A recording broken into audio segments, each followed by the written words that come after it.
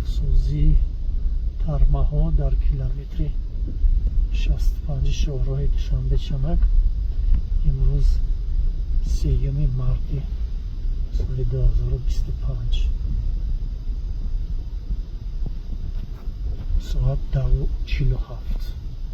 субҳи 3 март ширкати нигаҳдории роҳи автомобилгарди Душанбе-Чаноқ АРС бинобар бориши пуршиддату давомдори барф дар роҳи Душанбе-Чаноқ аз фаромадани 13 тармаи хурду калон иттилоъ дода буд.